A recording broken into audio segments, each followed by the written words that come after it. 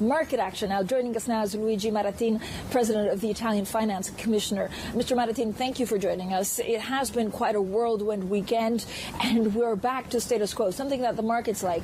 But do you worry that Mario Draghi will now be less powerful to lead and to make sure that the reforms that Italy needs will be pushed through? Well, stability now is our greatest asset, so that's why the market are reacting very well, because confirming President Mattarella and having Mario Draghi staying on means stability, and now this country needs stability.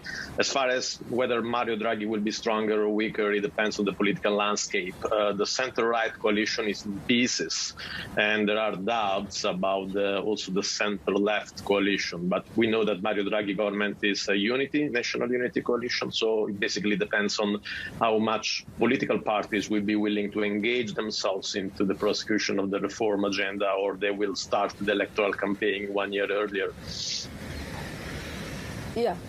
And Mr. Marattin, that is actually the most crucial question for the markets. So far, Mario Draghi has benefited from parties that have gone along with what he wanted because the elections were pushed back.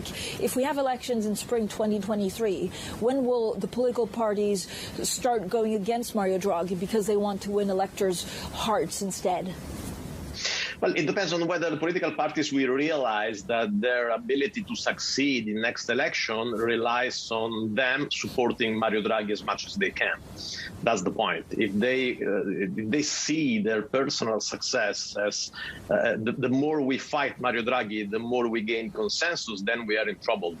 If, as I believe it will happen, political parties will realize that the only chance to succeed is to show very, very much support of Mario Draghi reform agenda, then actually this remaining year will be the most important one, because the reform agenda can actually be implemented like we never did in our last 30 years. Yeah. What's the reform that will be most difficult for actually Mario Draghi to push through? And is there one that could also put the EU recovery risk funds at risk?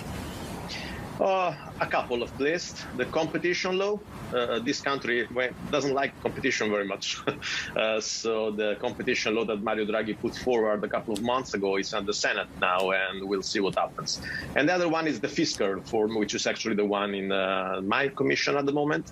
We have very high expectations about the fiscal reform. The last reform in this country was 50 years ago, and our fiscal system really needs to be made more light and more simple. So if you ask me, I would say that these two reforms, competition law and fiscal reform, are the key in the next week to understand which way political parties will go, whether the first one I was outlining or the second one, which is the one I really hope it will be chosen by them, by us, actually.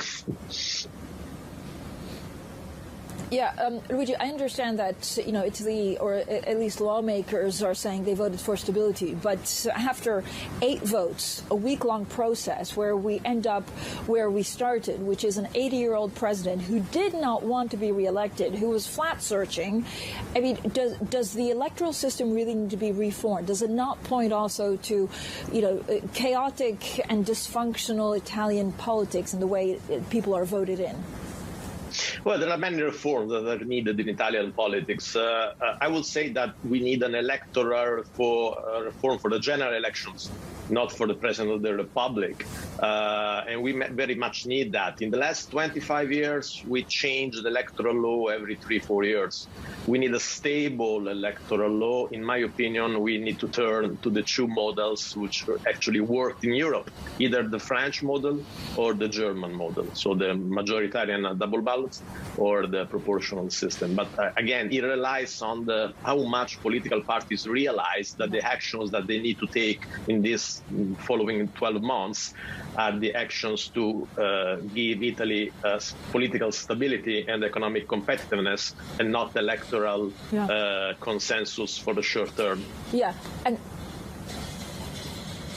And the main problem is, of course, when the ECB stops buying Italian bonds. Do political parties in Europe realize that they need to get their act together? Because when the ECB is not there, it's unclear who will buy Italian bonds. I hope so. The thing is, this parliament was elected in 2018, very different political era. was a populist majority in this parliament is still there. I mean, in this last week, we risked a different outcome for the presidency of the republic. So my opinion is that we are not in 2018 anymore. So political parties are grown up, especially the Five-Star Movement.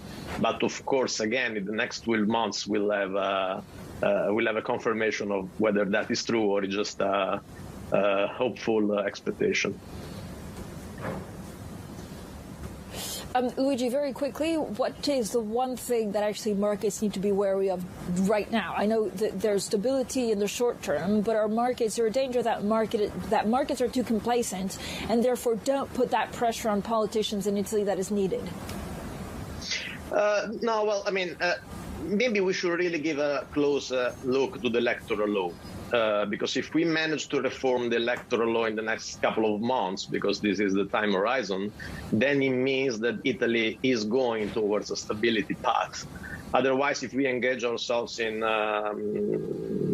many sorts of, political fighting, then probably we didn't learn the lessons like we should do. All right. Thank you so much for joining us today. Luigi Marattin, they're president of the Italian Finance Commission. Now,